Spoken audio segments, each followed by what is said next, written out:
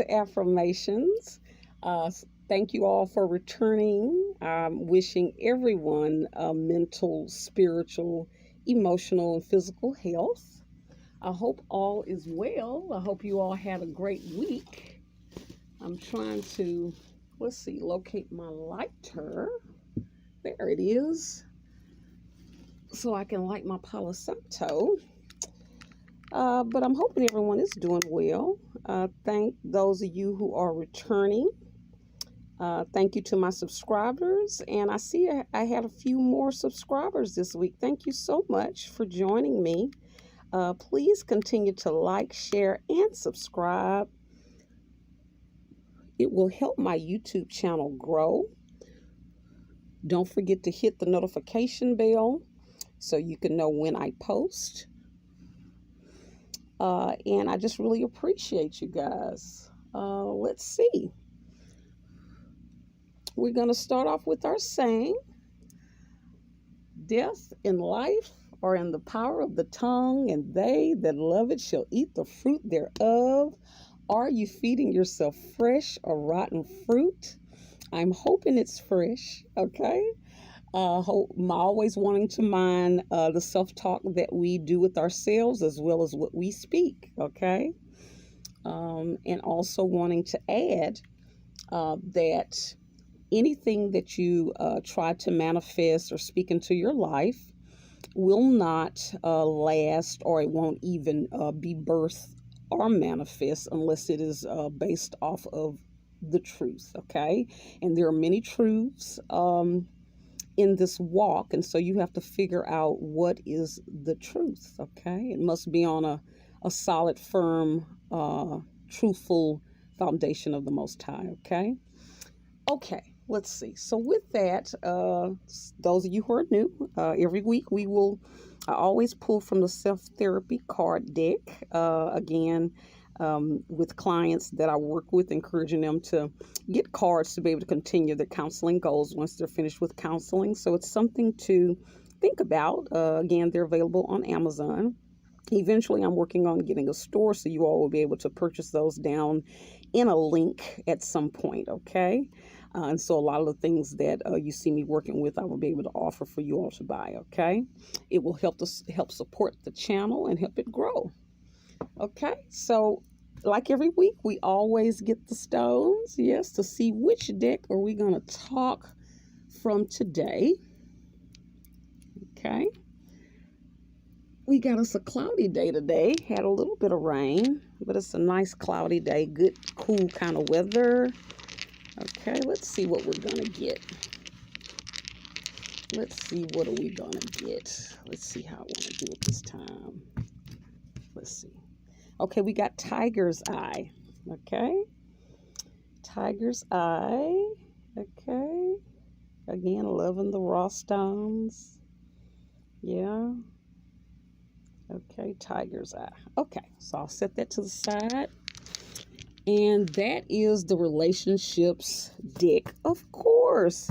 Again, we always joke that we always get relationships, but again, it is one of the most important parts of our life, our relationships, so especially for our people. Okay, so let's see what we're going to get to talk about today. Okay,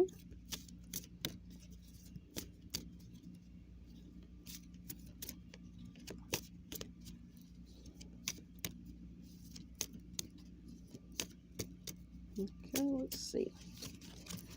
Let's see, is anything going to pop out? Okay, those two fail. Okay, so let's just see. I'm going to take the one to the left. Okay, let's see what this is talking about today.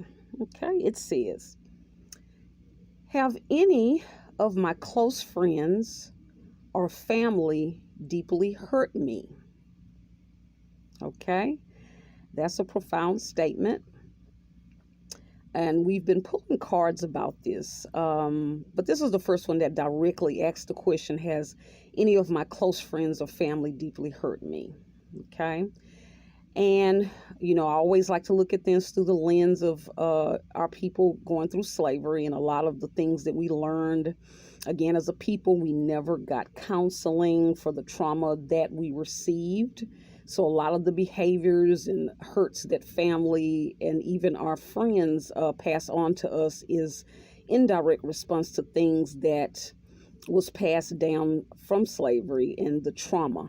Okay. So, most people, think about it. The only people that really can hurt you are people that's really close to you, right? Those are the people that you are around the most. Those are the people that you've been around through ups and downs. Yes, strangers can hurt us, but it's more common for friends and family members to hurt us. Um, it's very interesting when you start talking about family and friends. Let's talk about family first, then we'll talk about friends. Family who hurt family. Again, we've talked about, when we've pulled other cards, talked about family jealousies, right? Family competition, these type of things. And if that's something that you struggle with, again, we always got to go back to the origin. Why is it that I feel this way? Who is the one that started me feeling competitive or jealous of a family member? Okay, it stems from somewhere. So you have to go back and sit and kind of do that healing. One of the things we talked about was encouraging you all to get a journal. Okay, so you can start actually writing down these things and you'd be surprised what comes out. Okay. And when you understand what's going on, the next question you always ask, what do I need to do to heal? What is it that I need in order to heal? Okay. For some people, that's spirituality. And one of the things they shoved down our throat during slavery, they had to make sure they drilled this one: forgive thy enemy. Oh, they shoved it down our throat. However, there are also scriptures that talks about, the Most High being the one to judge and to punish. Okay. And there's also something called righteous anger. Okay. So we have a right to want justice. So some people spiritually believe, and you do have a right. You have a spiritual right to ask for wrongs to be righted, for someone to be judged righteously for hurting you. Okay.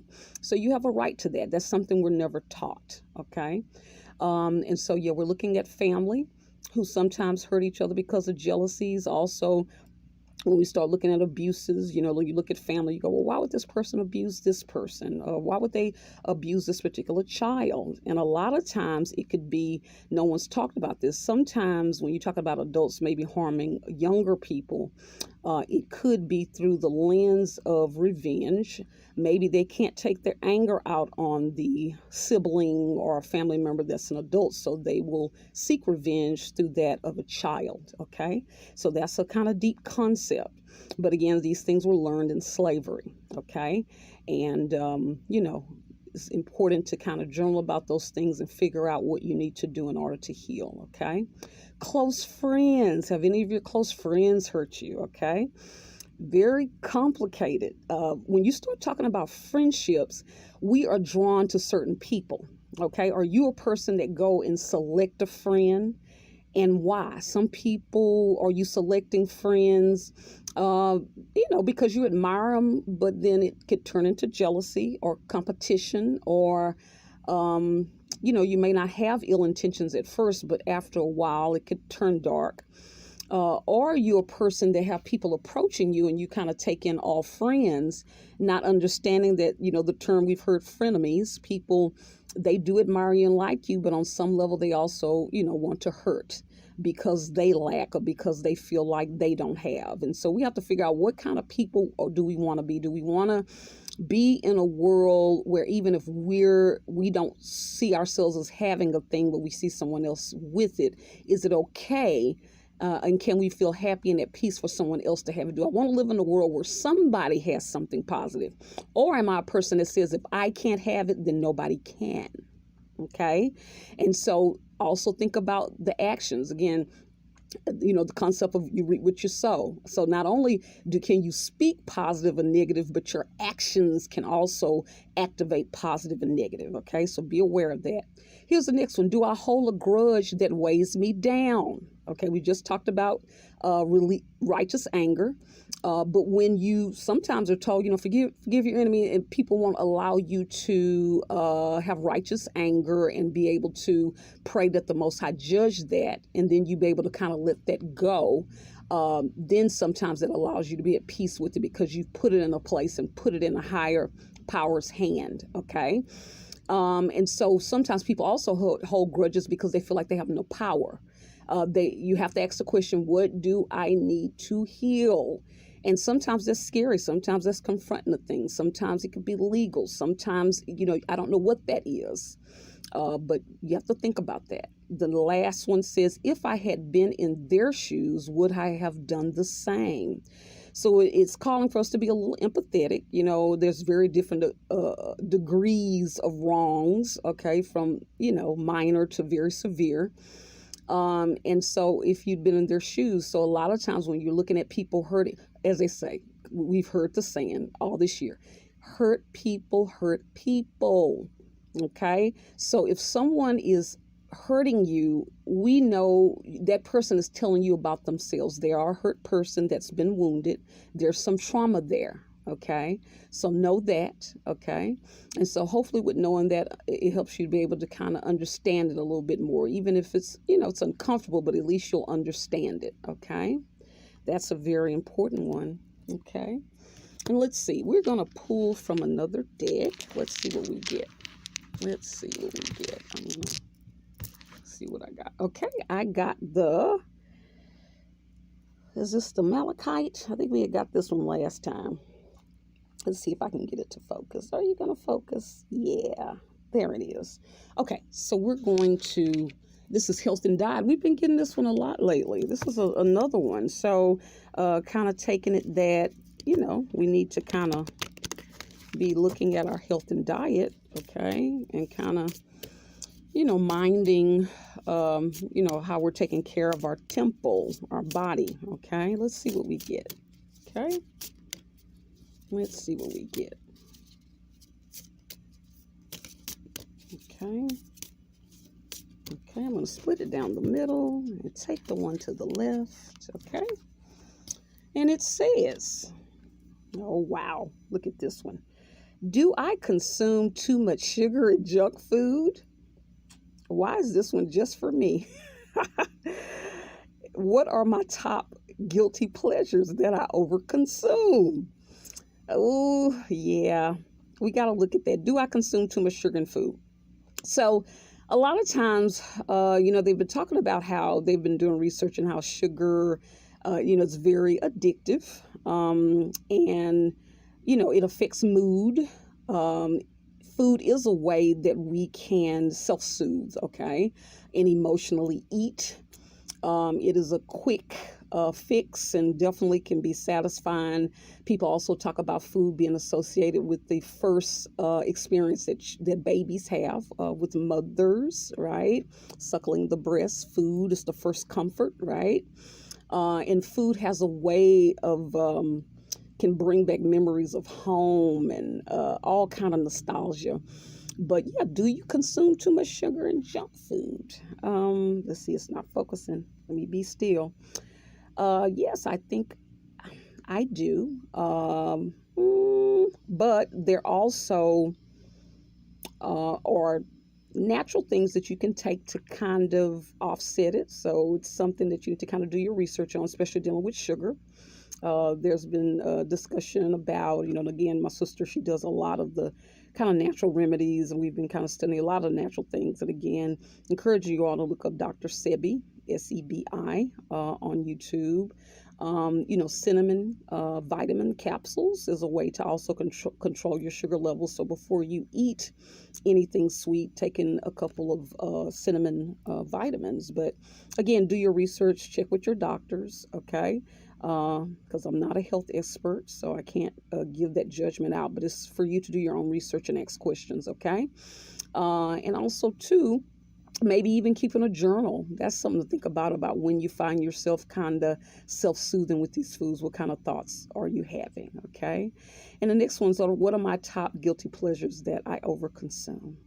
I already know mine's is Coca-Cola, guys. I told you all I love Coke. It's so good. It just goes with every snack and just tops off every meal. So thinking about that, okay? Very good. Okay, so we're going to end it with a affirmation, okay? Let's see what affirmation we're going to get today. Again, thank you all so much for returning and and spending this time with me. I really appreciate it. Really hoping everyone have a blessed, calm week. And if it was hectic last week, thinking of one thing you can do to make things, there we go. We got two. Make things calmer, okay? So let's see what we got. It says, it's good to do uncomfortable things. It's weight training for life. Ooh, I like that. It's good to do uncomfortable things.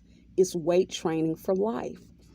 And a lot of uncomfortable things are the things we don't want to do to grow, okay? Getting out of our comfort zone, changing our routines, okay? And when I look at the words, it's weight training for life, it's helping us to become disciplined. I think about children, in counseling, I work with children. Oh, the children are out of control. And what is the remedy for that? We have to give structure and put limits and boundaries when we're dealing with parent and children. But guess what? Us as adults, we have to be our own parent. We have to give ourselves discipline and limits, okay? So that is something to think about. Here is the last one. In order to succeed, we must first believe that we can, right? You must first believe that you can, okay?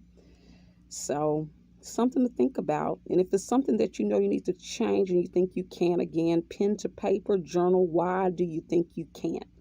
And what obstacles do you feel like that get in your way that stop you, okay? So something to think about.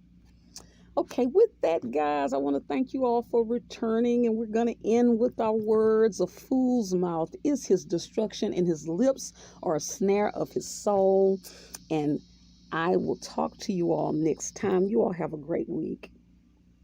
Bye.